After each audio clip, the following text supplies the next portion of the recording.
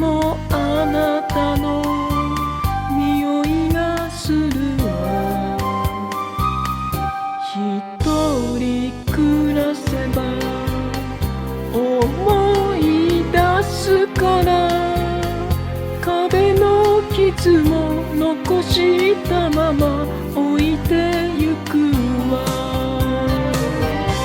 愛をつなえば別れになるけど、こんな女でも忘れないでね。優しすぎたのあなた、子供みたいなあなた、明日は他人の死になるけれど。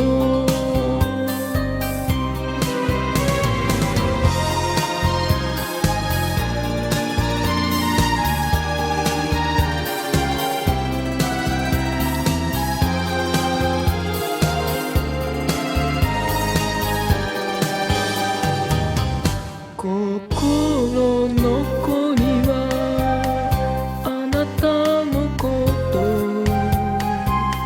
少しタバコも控えめにして、過去に縛られ暮らすことより、私よりも可愛い探すことよ。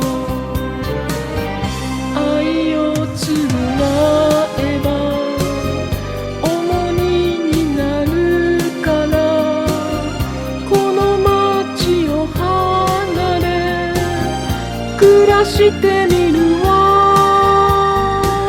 お酒飲むのも一人、夢を見るのも一人、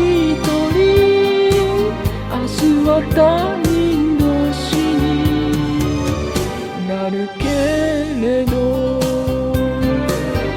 愛をつなえば別れになるけど、こんな女でも忘れないでね。優しすぎたの